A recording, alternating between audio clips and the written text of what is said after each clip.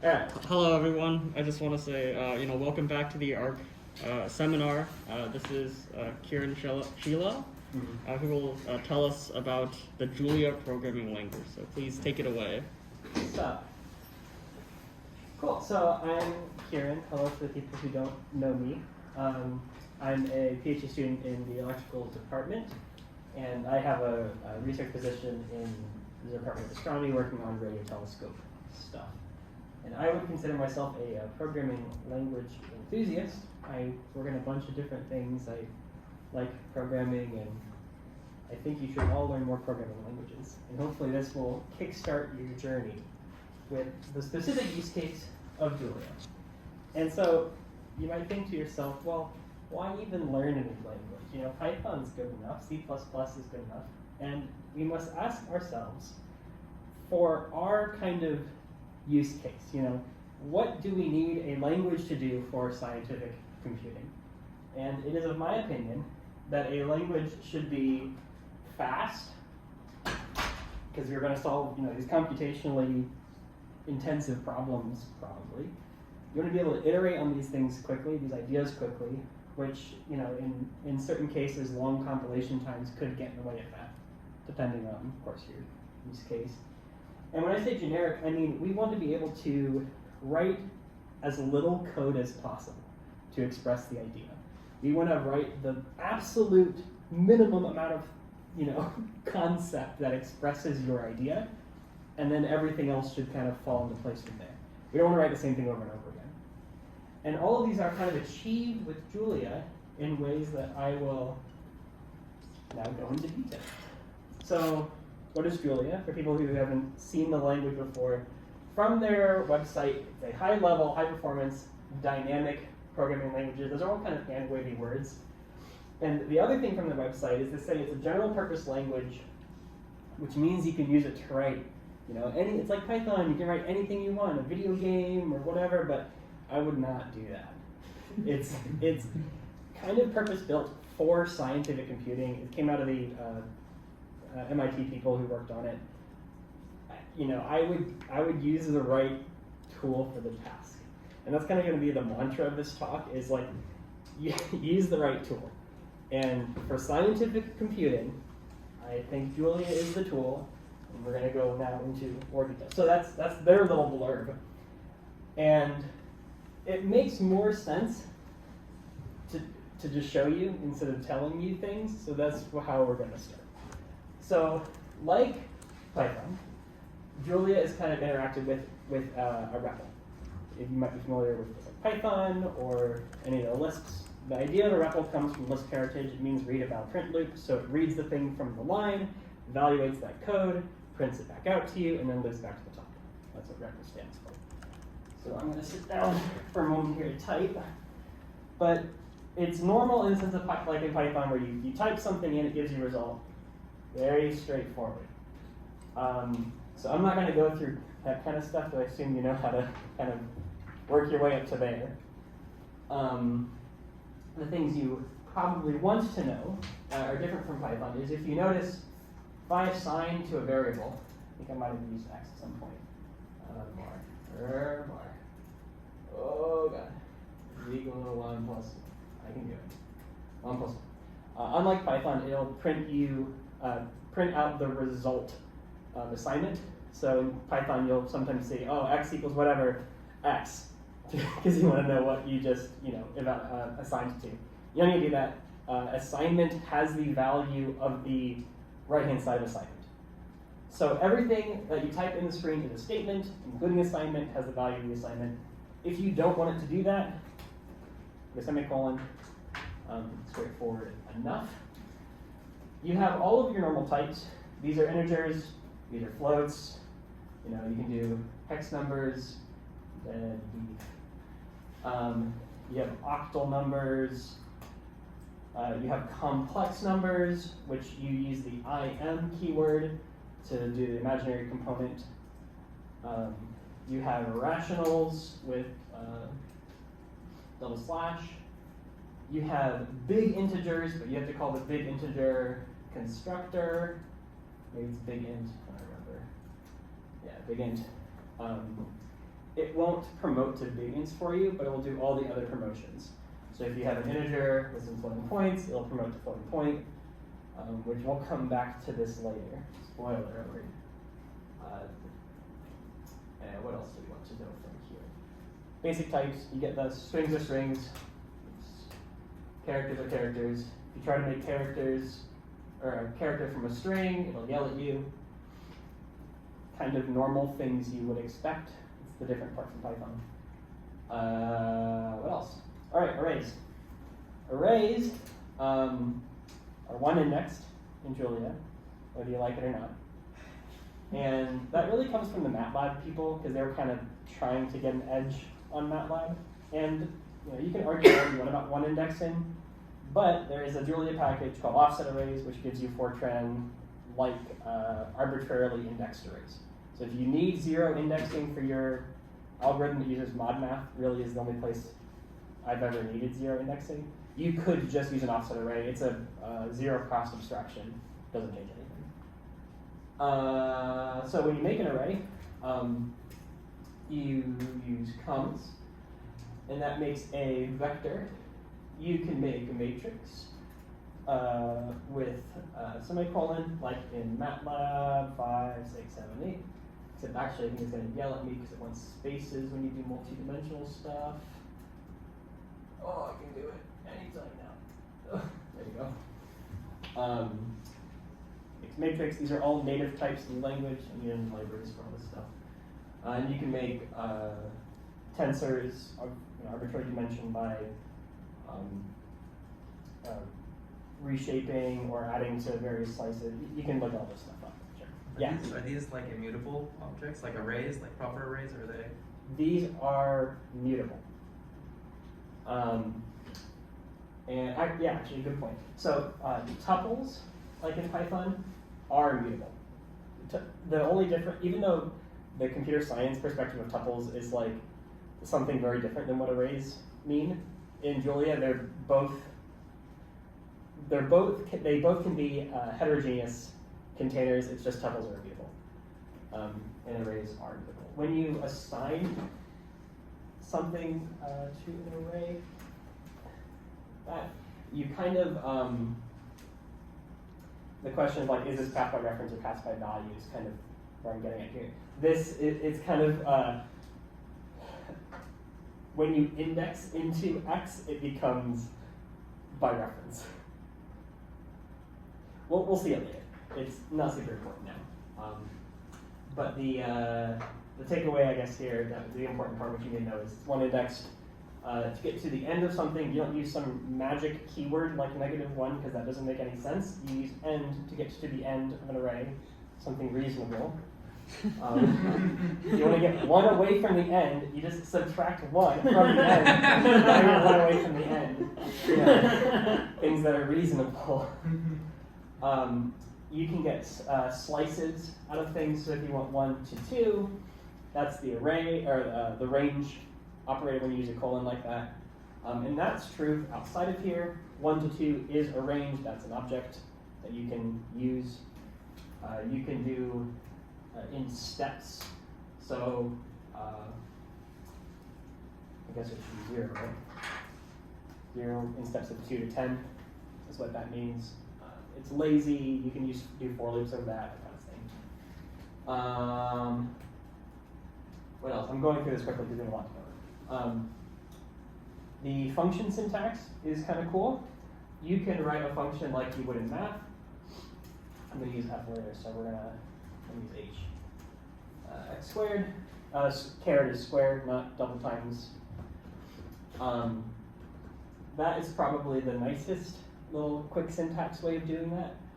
I would only use that for like single line stuff, of course. You use the function keyword to write a function otherwise. X is X squared. This is a functional programming style where the last statement is the value of the function. It implicitly returns. Rust does this too. You could also use the return keyword if you have like a thing that returns early, that kind of thing, or you can just use return. Some people think it's good style to use return, but you finish blocks with end, like in MATLAB, if you ever used MATLAB before. The other funny way is you could write, oh no, I made it F. Yeah, okay. Remind me that we already made something F. You could use the lambda syntax and just assign it to something. The lambda syntax is you give it the the variables you're going to bind to, you do an arrow, then you do the expression. That is a generic function. Well, that's just a value, or the function itself is a value, which you can of course just assign, except we've already called something that, so you could, oh, it's hard to type, even though it has no name now. But the function itself has no name, but you've assigned it to something with a name. Those are all completely valid ways of writing functions in Julia. When you want to add types to stuff, this becomes a big discussion, which we're going to talk about, but the syntax in general is you put double colon and then the type. So this function, f takes an x, which is an integer. These can be abstract types.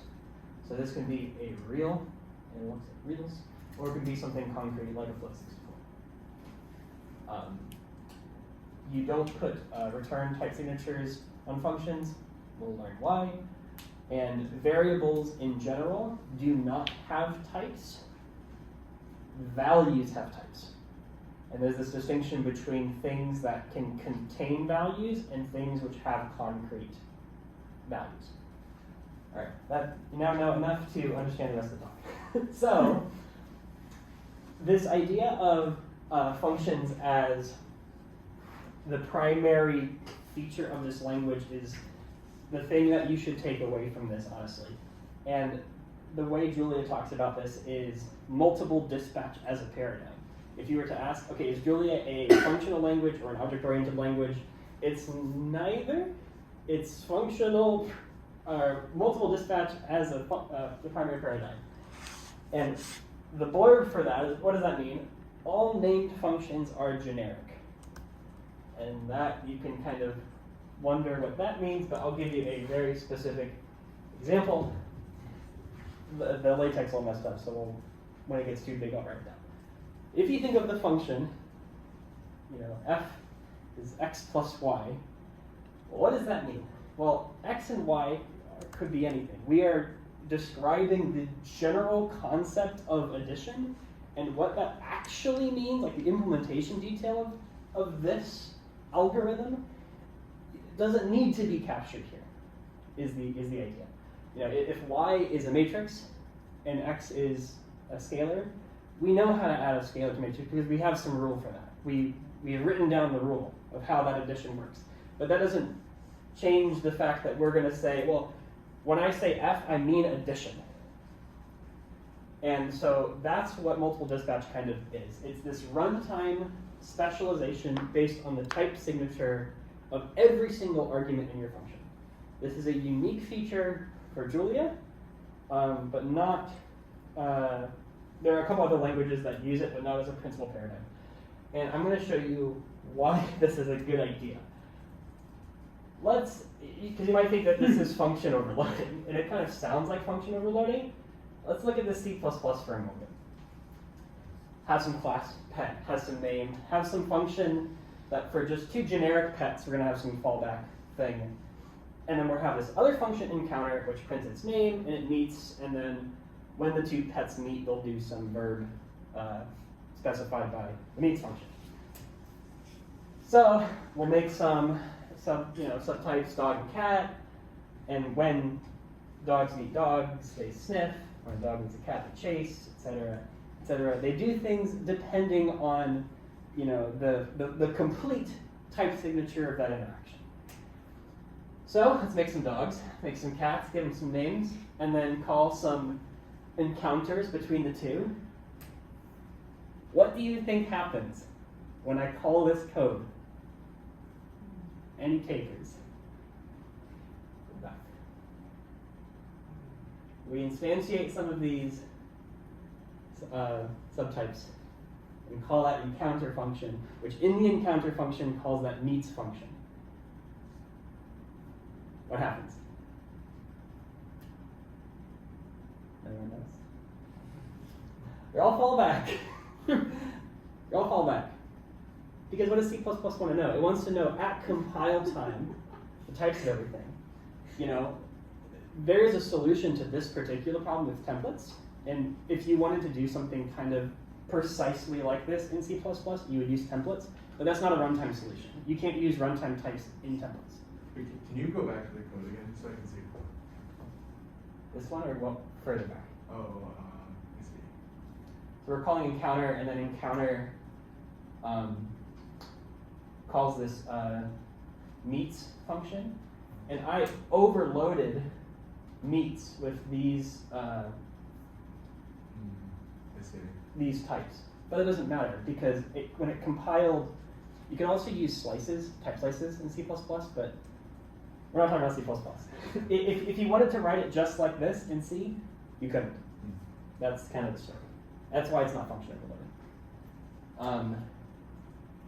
So the other part of this, so that's if you wanted to add functionality, or if you wanted to add new types to existing functionality, is kind of the one angle. This other angle is if you wanted to add new functionality to a pre-existing type.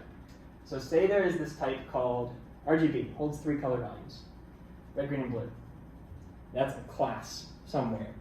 The author had put some, reasonable things they think is useful for that type. But you want to do something, your special function that you want to add to RGB. If you were in Julia, there exists some type somewhere called RGB. This is saying I could put a variable here, but I'm not binding this argument to any particular named variable, so you can just say, I'm accepting anything of type RGB. Types are values in Julia. You can have functions of types just like you would have functions on anything else. Say you want a 0 function for RGB, which just zeros all the fields. Well, you just write that function.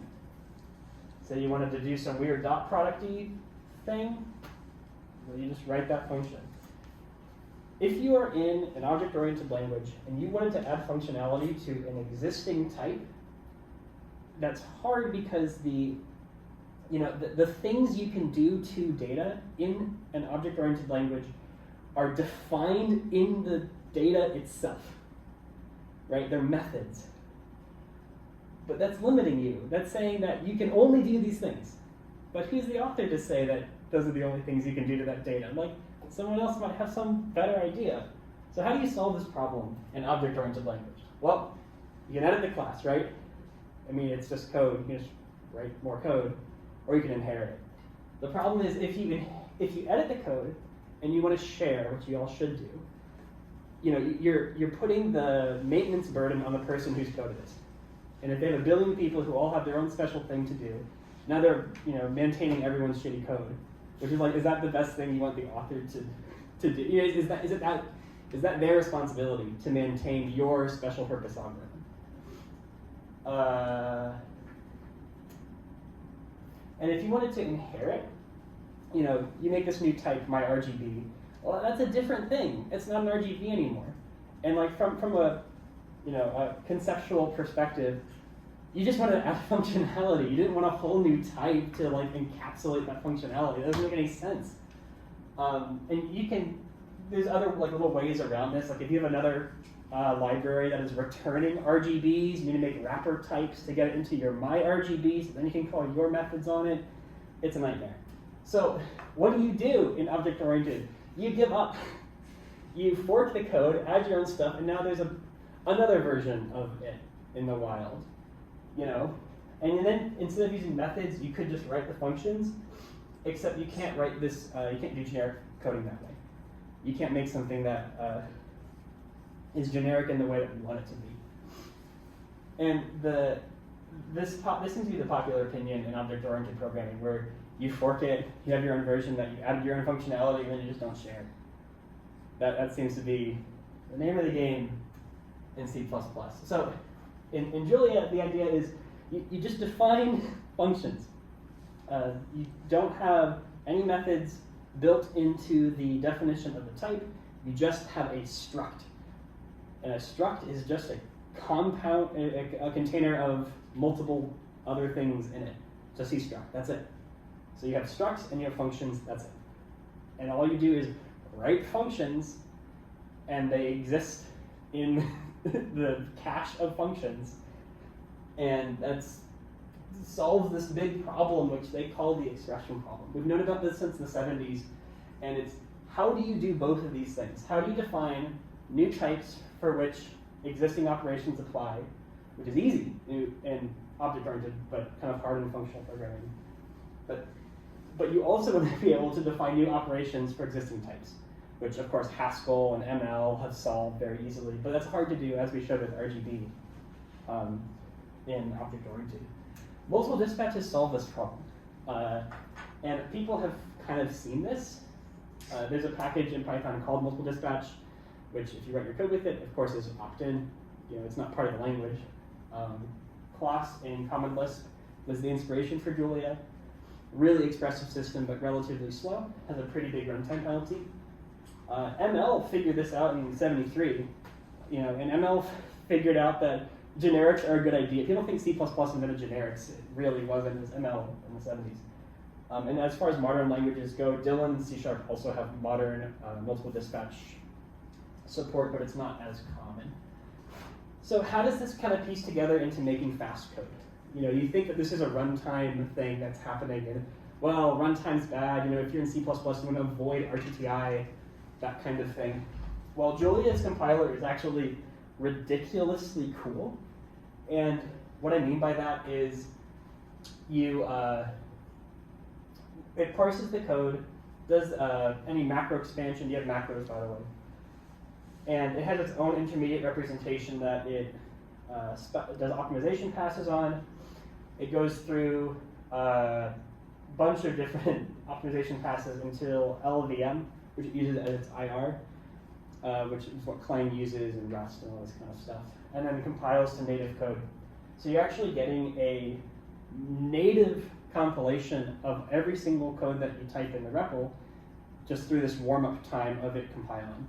And so when it sees a function with a given static type signature, so you call f of x on a float, it'll track down the tree of, okay, so in this function, we're calling this with a float, it's calling add, that's add of a float in a float, and so it will do this static realization of every function in your call graph, compile versions of all of those functions, and then put them all together through a bunch of optimization passes until one final blob, which it loads into memory. So this is a JIT compiled language, but in a different way than Java is, because it's compiling to native code and doing a lot more optimization passes. This is imperfect. If you're saying, well, I want to have a struct and show the contents of it, what does show do? You can read the manual of what show does for a couple functions, but there's nothing that guarantees that a function does a particular thing.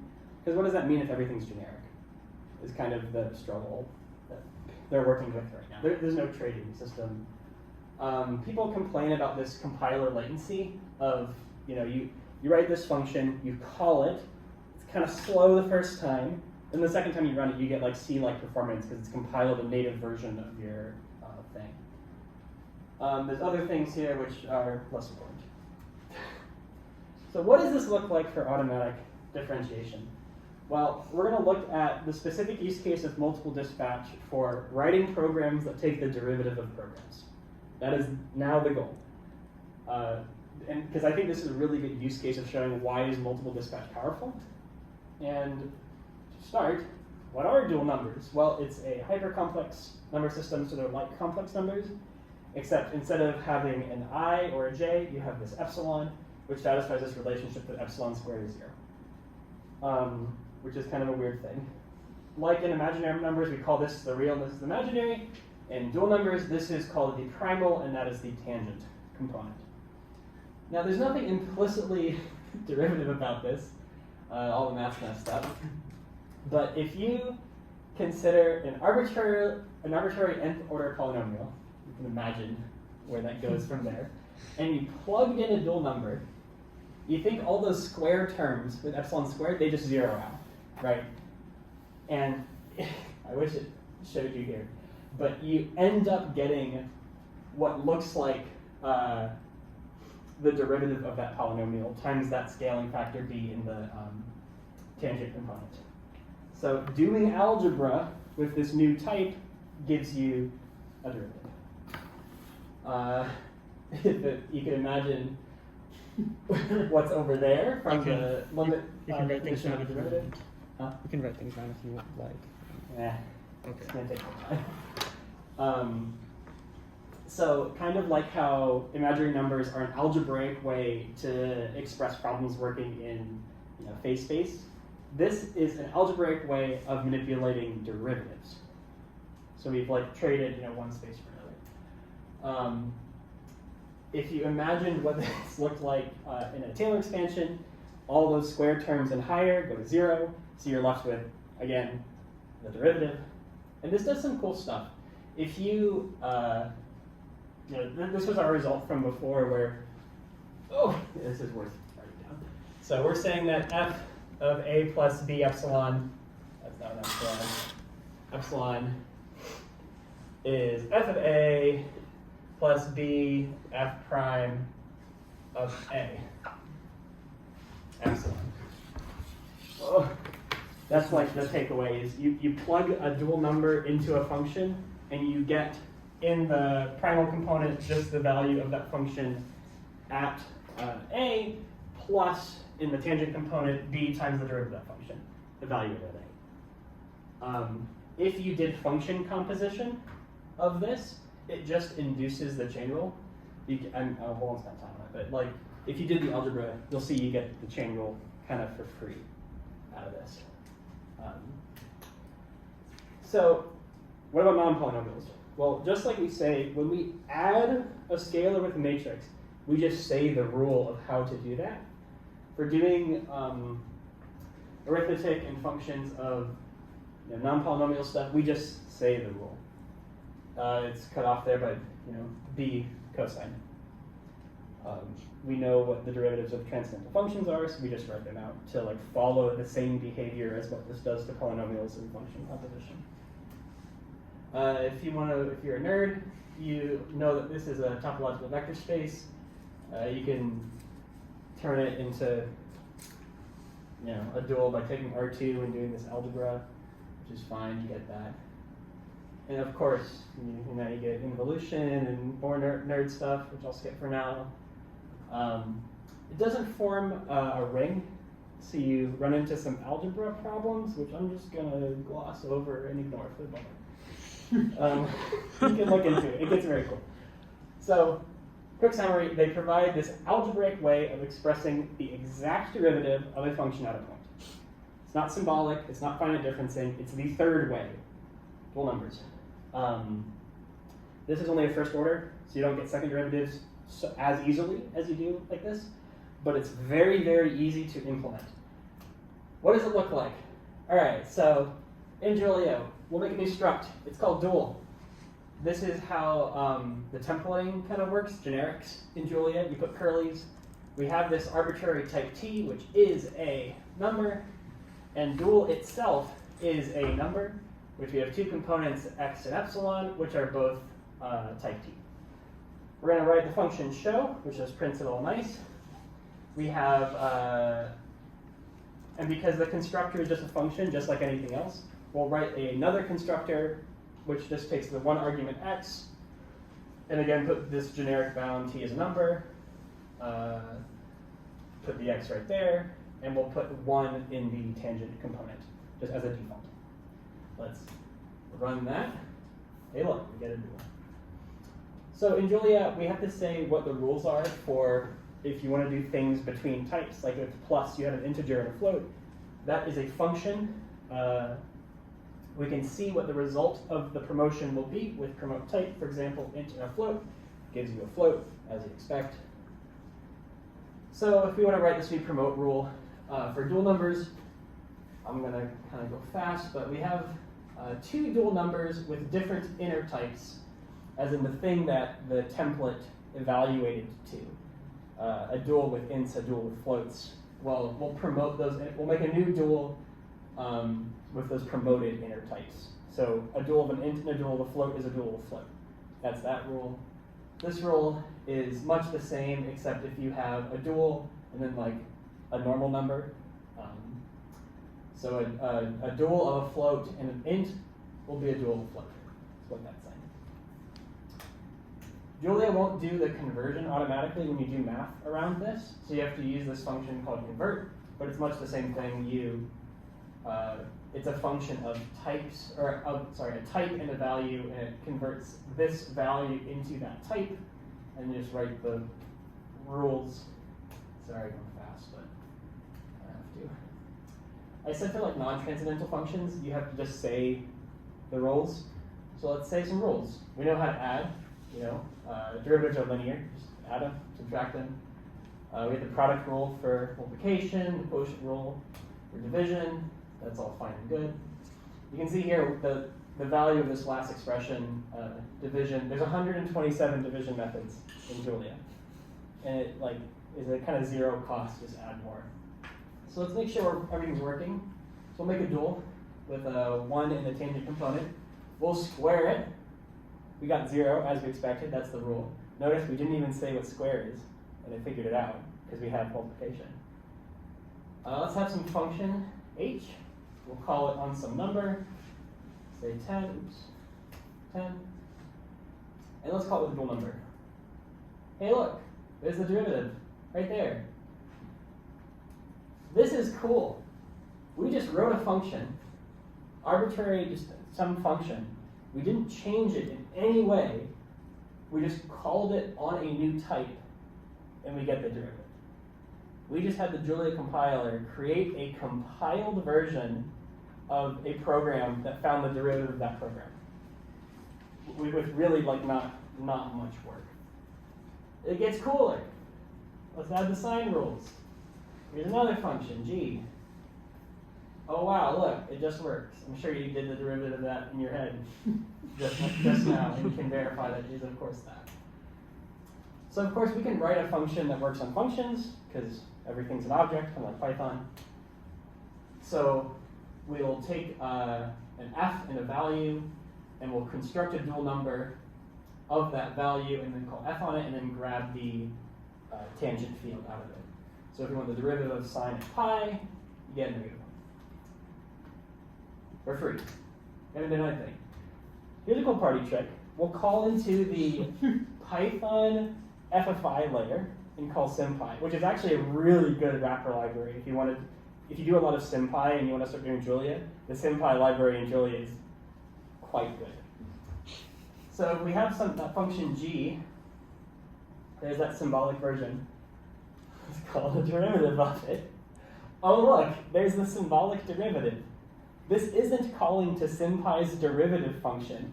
It's calling that whole call, it's following that whole call graph down to the pluses and minuses, multiplies and divides, because that's the rules we said, and just puts them all together automatically. And this is besides the Python, it's compiled code. Free symbolic derivative. We didn't do anything. So easy. The downsides, of course, is if you look at, we have some function, say that takes a square, then the sign, then divides, and you look at kind of what this realizes to in Julia. You have this multiplication, you have the sign, you have the division, just those couple of operations. If you look at, this is a macro, by the way, code typed, it gives you the concrete typed version of a given function call. I mean, there's a quotient rule in there, there's a sign in there, there's a chain rule in there. It turns into a lot of code. So this is a pretty memory intensive mapping, what we just did. And the trade-off of that is you could use reverse mode. This is called forward mode automatic differentiation. The alternative is reverse mode, which is the other trade. We'll write code that is slower, but it takes a lot less memory, which is what people do for machine learning. The reverse mode has been around for a while. People have known about this. And the way it works is you store all those intermediate values on the first. If anyone's written like a backpropagation algorithm, that's literally this. you cache all of the intermediate values on one pass forward, and then you go backwards through that call graph where you apply the chain rule on all of those intermediate values. And so you needed to store all those intermediate values, but only those intermediate values, not the full graph of every, expansion from like the dual number perspective. Math messed up, but this is good if you're mapping, a super large feature space into a smaller space, which is common in machine learning. You have a bajillion pixel input and you're mapping to 10 features. This is good because you'll need to do M sweeps versus N in forward mode. So this is popular in big machine learning. Julia is also really good for this. It uses LLVM as its intermediate representation, like I was talking about, which has this attribute of being static single assignment, so you can't mutate any variables in LLVM. So in a compiled LLVM graph, you already get this cache of intermediate values, like it's part of how the compiler works. So all you have to do is this IR to IR transformation to turn it into a reverse mode kind of path. So you just have to apply the adjoints in this backwards direction. That's called Enzyme for generic LLVM, by the way, and then Zygote is the library that Flux uses for this, or that Julia uses, that Flux uses, which is the machine learning library, very popular in Julia. If you wanted to solve this problem optimally, by the way, trading the memory for time perspective, that's kind of what we did in these two cases. It's an NP-complete problem called the optimal Jacobian accumulation problem. So you could go halfway through with dual numbers and then do intermediate values and then go back up to halfway through. You can do all sorts of fancy things. This is a very active field of study, how to do this automatic differentiation in the most efficient way. So why do we care about having programs that can generate derivatives of programs? Well, if we're doing modeling stuff, which I know a lot of us do, you use gradient descent or something like gradient descent usually to fit your models, especially nonlinear ones, because you can't just linear regression everything, of course. So how do you do gradients with dual numbers? Well, that's a tricky problem because you can't tell duals apart based on their position in a function. Like we call f of x with f of xy with two dual numbers. There's nothing to tell apart which dual came from which input. You have to add some tagging information to the dual, which the library called forward mode in Julia, which implements all of this, does. But if we don't have that in our simple implementation, we're just going to loop over every input and just call it with a dual number in every position. This is not optimal, but it's very simple. We're just going to, you have two inputs, we're going to call it twice with a dual number in the first and then the second, and then accumulate all of those tangents at the end. Very simple. Does it work? Yes. There you go. Again, this is compiled code, so it's not like the slowest thing. You can do loops. It's not Python. You don't need to be afraid anymore. It'll actually do a lot of loop fusion and vectorization of loops. It does some really insane stuff to make loops fast. So you can write what looks like a very, very simple loop code. Like if you wrote convolution in just the naive way of convolution, you're rivaling very finely tuned C++ convolution libraries with just a couple lines of code. I'm sure most of you have studied gradient descent before, and you know that you take some parameters and you just subtract out some arbitrary gamma, they call it the learning rate, depending on who you ask, times the derivative. It's the most simple update rule. Call these update rules. There's a whole bunch. This is the easy one. Let's write a function that does that. Here's another macro, @dot. If you've ever used MATLAB and you've dot times something, which means do this to everything, broadcast generically. In Julia, they took that to the extreme. You can broadcast whatever you want. So say, oh god, uh-oh. There you go. So you have some function, we have some function, right, G? Let's say x is 100, sure, that many. And we wanted to do our function g on every element in x dot. There you go. And that actually created vector extension. Like if you look at the, let's look at it. Code native, which will show us the actual compile assembly. It's doing these vector instructions. So it actually turned that broadcast call into like very fast CPU broadcast implementation. I won't talk about the graphics card stuff, but this, by the way, also just works in CUDA. And you can just call into CUDA code, and the dot will create a kernel and do the parallelization just automatically. Anyway, at dot puts dots on everything.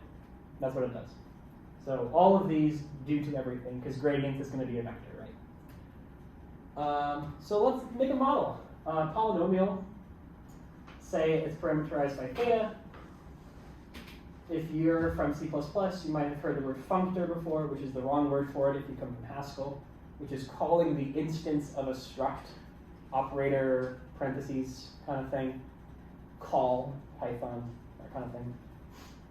Where it's normal polynomial stuff where you sum all of the exponents raised to, normal polynomial stuff. So let's make some model with a 1 and a 2. Make sure it works. Hey, look, we can broadcast calling that function over a range of numbers. That just works, as you'd expect. Let's take the derivative of it. That just works too. We're getting into kind of some complex composition stuff here, because we just said derivative of linear, and that's calling the functor definition we just said of linear, and following the path of all of, we're calling sum in here, which is and inside sum, we have a generator expression for, and our simple derivative code just worked through all of that, which shocked me. I didn't think it would, by the way, when I was writing this. So if we're training a model, you need a cost function, mean squared error. You all know about mean squared error. Simple enough. Let's make some x's and some y's, some training data, throw some rands in there.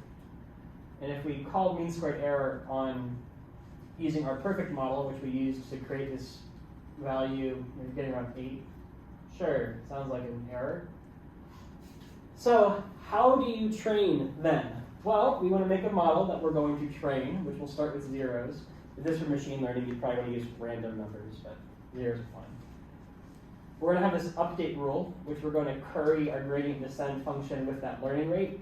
I tried a lot of learning rates, and this is the best one, which is the thing you need for gradient descent. It's really touchy with the learning rate.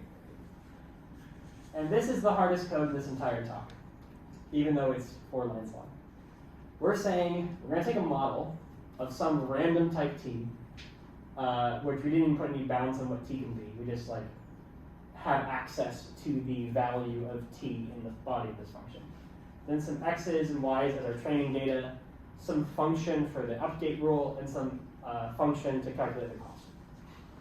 We're going to save our old parameters, and then this is really the hairiest line in this whole thing. We're creating an anonymous function where we're taking for every theta and thetas, calculate the cost from there of the y's from the training data, and then evaluating a new version of the same type of our model with those parameters for every x and x's. And then the gradient of that with respect to our parameters. That was a lot, and I'm sorry. But that's terse. Sorry, theta is being bound there, right? In the left side. Yeah, this is saying, this is the slurp operator as opposed to splat, where it collects a bunch into a vector. So if you put, if this were a function, so actually it's easier just to, oh god, please. So if you do f of x's equal just x's, That just made a multi-arity function where f of 1 works, f of 1, 2, 3, 4, 5, 6. Like I don't have to create a vector, it just creates the vector by collecting all its elements. If you wanted to go the other way, it's also dot dot dot, but just splats them into a function call. This is slurp into a tuple, and then if you wanted to call, if you had f of a vector, and then you could splat. It does the same thing. It goes the other way. Yeah, so we're collecting all of the parameters and then calculating the cost of creating a new instance of the model with those parameters. And then calling the update rule with those the gradients. Does it work? Yes. Which is crazy. Like that. Like what? Like this is complicated. You know, we're looking at that gradient. We're finding the gradient through constructing a new instance of this object, calling the broadcast function through this anonymous function. Like that's a lot of craziness that just happened, and we didn't write a single extra line of code to do it. Let's train this a little bit. That looks converged. that's fine. If we were to, do I have plots installed? No.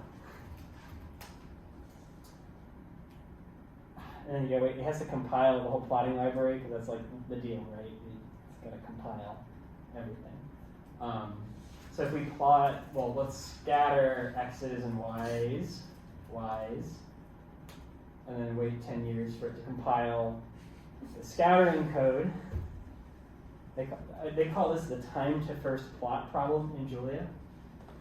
Hey, look, that looks great. And then plot bang will mutate the existing figure with x's and model for each x in x's. Hey, look, wow, we fit a line. So impressive, so cool. Now, without changing any more code, let's make a cubic function. I've changed the update rate on you again because it blows up with anything bigger than that. And let's just, hold this down a little bit and wait for that. I mean, if you would actually do this, you'd like wait for some epsilon change, right? But yeah, it's fine. Let's converge. We'll do the same thing. I called this cubic, I think. Except, wait. Uh-oh. Scatter, x's, y's, q. I mean, you probably believe me, right? That it. And then our, yeah, wow, we trained a model again. Of course, you can do both of these with just like linear regression. So if we do something weirder with some like division and some sines and cosines, that kind of stuff, which you might run into. Again, we haven't wrote, this is still using the same train function we wrote before. And if this one converges really fast. That's about as low as it goes. And just to show you what that function looks like, because it is kind of weird. Strange. Right, something weird. And then model strange. Wow, look, we fit it. So easy. But that's complicated. That was a lot of code that we didn't have to write. And honestly, that's the takeaway, right? Is we just did a lot of very complex stuff, like relatively speaking. We've created a whole new type, added all this new functionality, and it just works on all of this other code that we've already written. We wrote the code generically enough where we've reused existing algorithms on our new type. And that has allowed for a lot of code sharing in the Julia language. So the biggest example is there's a really good differential equations library. If you do anything with differential equations, like seriously check out Julia. It's the best in class. But all of their functions are generic. They've written them, all their type signatures are just like real or number even for things that work on complexes. And so if someone writes their own fancy special thing, one of my friends, Mose, wrote this library called Measurements, which adds in uncertainty to to things. You get it plus and minus follows uncertainty. So if you like do x minus x, it does the right thing to the uncertainty component. And if you're solving a differential equation like a pendulum or something, and you have an unknown on like the length of the pendulum, you get the result of solving that differential equation with uncertainty. And that's without rewriting any of the differential equations code. It just like works because the measurements people just wrote the rules of what arithmetic looks like on measurements. And you can compose libraries like this. It's really, really cool. And so at the end of the day, you can write really small libraries or really small implementations of algorithms that have just really exceptionally fast runtime behavior and are super, super generic. And with that, you can differentiate all the things. You can find the sensitivity of your game engine if you wanted to. You shouldn't. But yeah, I hope this was informative, and hopefully you've learned some stuff, and we'll try Julia. Thank you.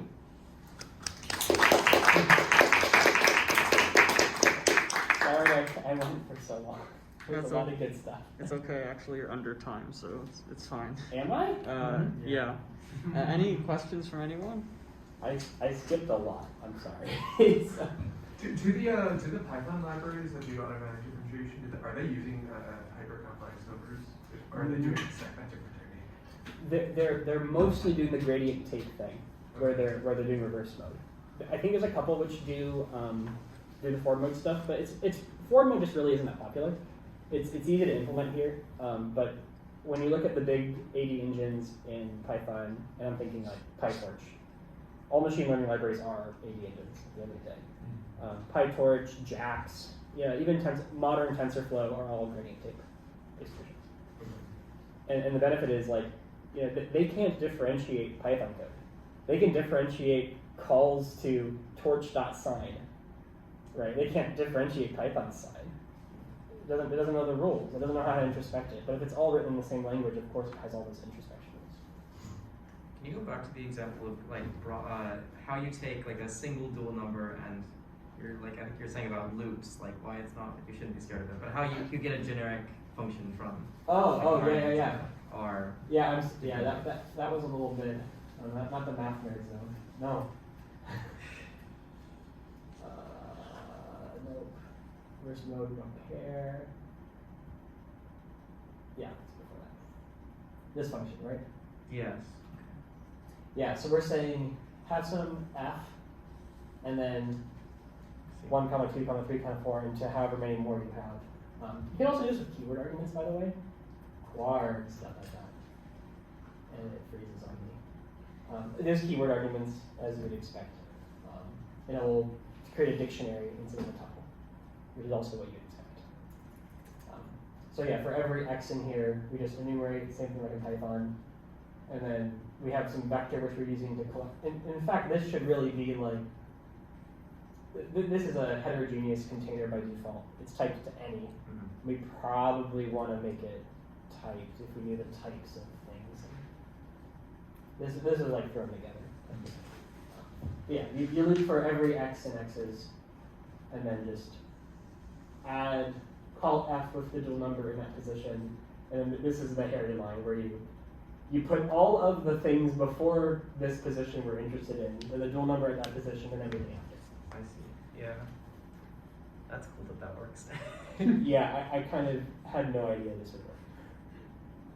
Especially through like all of that crazy nonsense of creating a new model and evaluating it and all that kind of stuff. The other things I didn't really get to talk about too much is kind of the other niceties you have in Julia. This is the normal Julia REPL. There are other REPL modes. For example, if you wanted to, there's no pip equivalent, it's all just self-contained. If you wanted to add a package, there's a library called package, PKG. And then you would like package.add, whatever. But if that's too many typings for you, there's closing square brace pops you into the package REPL, which then you could just add whatever. Say you want to use measurements.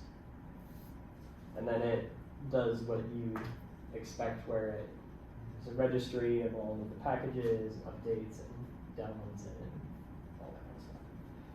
The other thing I didn't mention is if you've noticed there was kind of Unicode sprinkled around, which I guess in modern Python you can do now. I've seen it. That didn't used to be the case. There's Unicode all over the place in Julia because you can do LaTeX entry modes.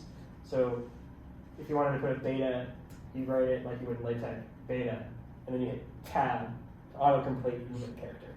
So beta equals whatever, and this like hat works till tilde overline. Oh, what is it? Vec. Vec works, yeah. And that all just composes as you do, and you can like do wacky stuff too. I do a beta up there. No. There's some fancy ones you can, Oh no, it doesn't fine.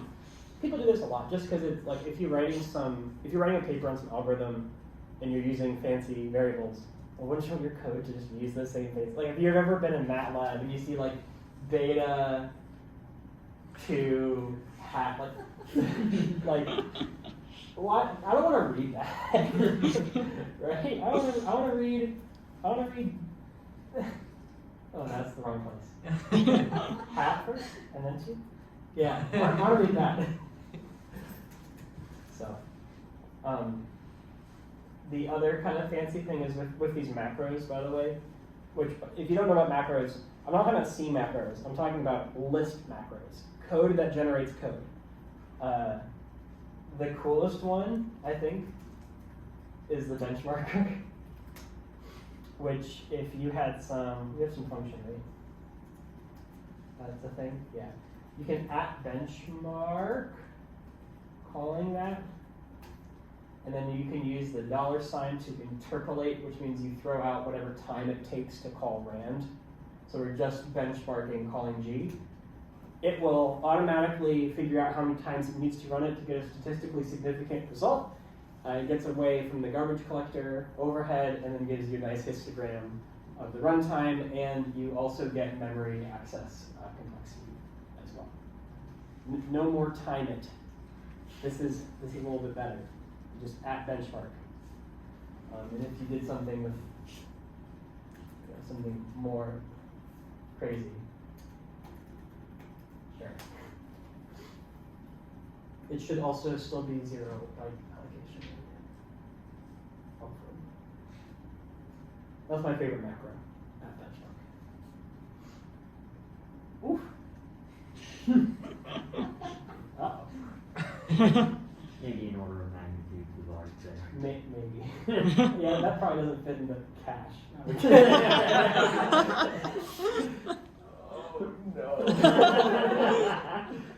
Oh no. Just gotta go ahead and do a couple of feelers. Just to see. I wanted to see a histogram of something more complicated. This works with like a CUDA stuff too. You can benchmark through calling CUDA kernels. You just have to make sure you like synchronize at the end of it. If you ever program CUDA, you know about synchronizing your data. Hey, about a millisecond. I don't know why it allocated. You could optimize this algorithm. Oh, the other REPL, if you ever used IPython, which is a lot nicer to work with than the standard Python REPL, at least I think so. Like, you started a Python REPL, and you're like, wait, shit, what's in the working directory? I want to call ls. Well, it's kind of hard from the normal Python REPL. In Julia, you hit semicolon, and now you're in bash. Wow. You can do normal things. And that CD actually changed the working directory of our running Julia instance. So it's like bash and Julia kind of put together. But it's just nice not having to go back and forth between things, which you kind of get with IPython, if I'm not mistaken.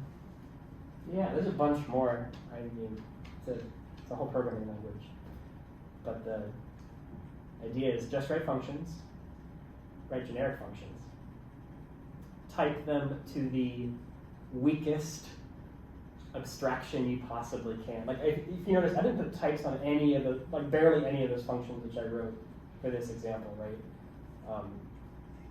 Of course you wouldn't do that in production code. You call on a string, it's like, well, obviously plus doesn't work with a string. Oh yeah, plus doesn't work with strings. If you try to concatenate strings this way, you'll get a nice error that there is no method matching plus for string and string. You could of course just write that function. You could just plus, plus and x is a string. Like you could just write it. Don't. But string concatenation in Julia is times, because times isn't generically commutative, which string concatenation isn't. So they're saying, oh, it's like math, you times strings to put them. I don't know, it's kind of a stretch for me. I think I would have preferred plus, but it's times. That's a weird gotcha. You'll also underflow and overflow math, which doesn't happen in Python. So if you do, 10 to the 19, you'll get overflows. You would have had to cast something to a big int at some point in here to do the big int. That's just easy, you just do it. It works. What else? Yeah, Does just-in-time compilation fit into this in like an important way? Yeah, so this is everything you have seen so far is compiled. Just in time. And the Julia people are cheeky, and they call it just ahead of time compilation for some stupid reason. And it's, like I was saying before with the how the compiler works. When I type, f of something which has this concrete, like this has it's a value. A value has a concrete type of int 64 in this case. It will find all of the function dependencies of f and then work its way up the call graph and compiling all those things along the way, caching them, of course, in memory.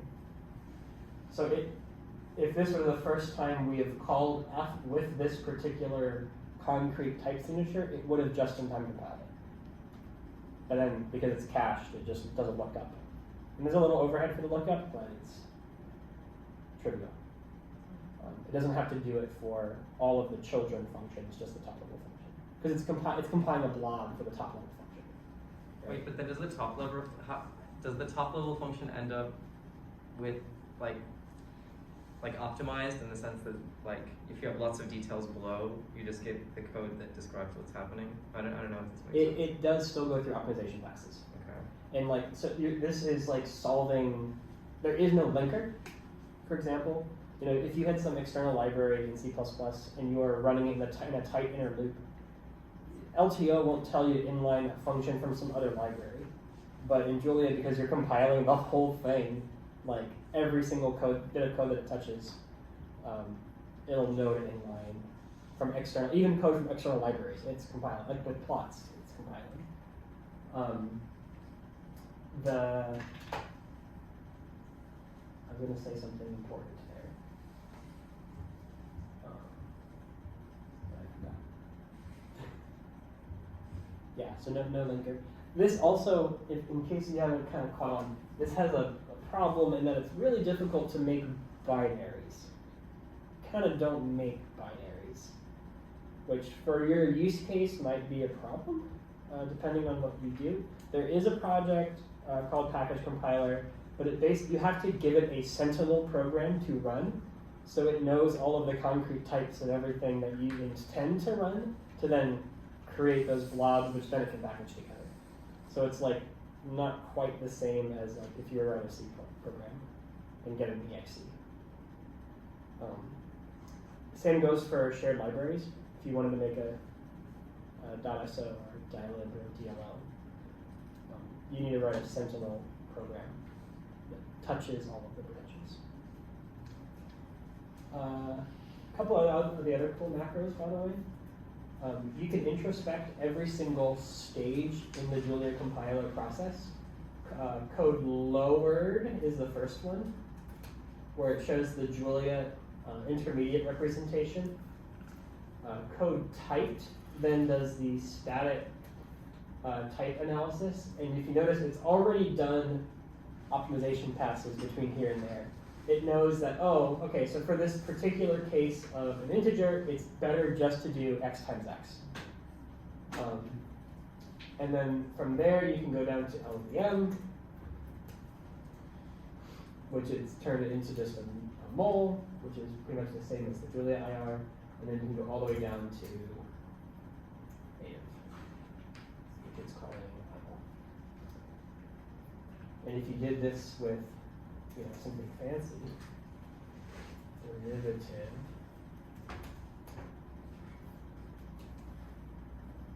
like that's not a lot of code, and this is the assembly. It's calling 3 functions.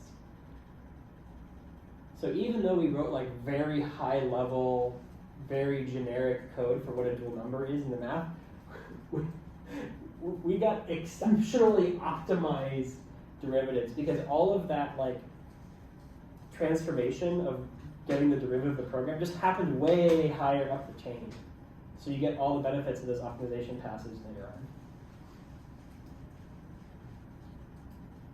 Which is insane when you think about what just happened. Like, if you ever want to study compiler design, look at a Julia compiler. It's nuts.